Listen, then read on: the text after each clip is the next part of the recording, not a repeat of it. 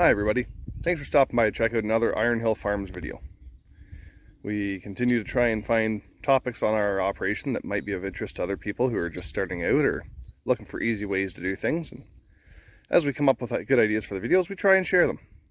But sometimes I'm not able to hold the camera, and there's lots of things I'd like to get on video for you guys that I haven't figured out mounts. So if you guys have good mounts that you use for your own YouTubing, or even just for holding phones while you're on the tractor, etc., we're open to some input, because if I can find better mounts, I can make better videos and provide you guys with better information. I'm on the farm that we did our new farm video on there the other day, about 3 weeks ago I guess now. And although it's hard to see,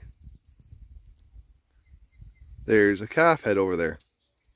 Just before I started recording, they're all up and about, and apparently they heard my voice and decided it was time to lay down and hang out in the grass. But anyways, the purpose of today's video: watering. Everyone's always looking for an easy watering system, especially small operations, small holdings. Maybe people don't even have running water on the property that they're going to farm yet. And not that this one will work great for large groups, but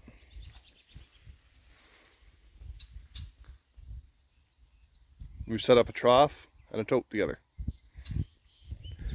Now they're plumbed together and give us approximately 750 to 800 liters of water readily available. So instead of having to come and water twice a day on this farm, which we would have had to with the trough, because there's going to be 8 calves in total once we move the last 3 in, instead we can probably do 3 days and still check in every couple of days to make sure everything's good, because, well, this fence here, once we start getting caught up on the forage, which they are starting to chew down, that fence there I'll keep getting moved up the field incrementally every probably 4 or 5 days. We're not going to get the 2 to 3 day rotation we'd like, just because we fell so far behind with broken equipment and other issues this spring. But we are here now, and I'm going to give you a little better walkthrough of what we did with this trough. So where the drain bung typically threads in, we threaded an 1.25 inch nipple, and then used a moldable epoxy after drilling a hole in the cap for the tote, and put an 1.25 inch nipple there as well. So that's a 265 liter Rubbermaid tub, and we're just over 500 liters in there. And as the trough goes down, the tote gravity feeds out into the trough. We did try using this on a vacuum-like system, because I was hoping I could use it as giant chicken water. As it turns out, these totes aren't rigid enough to do that. You can tell by the vent bars. It started to collapse as the tote went down and fed water over to the trough. So you can learn from my experience, that's not a good idea. But if you had a bigger operation, this is probably good for 5 to 10 head to be able to water every other day.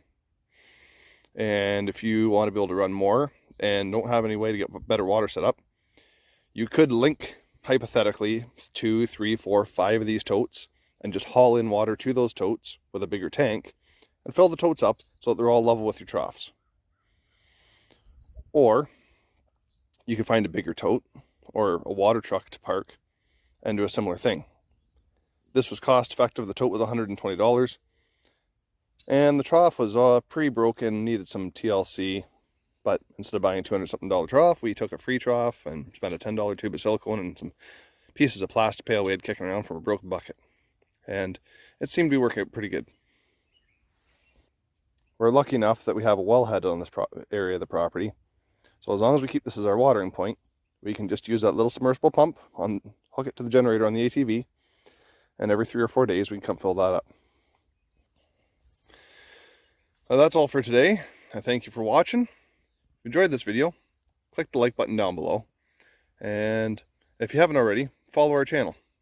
We'd love to hear some input and see what you guys have to say.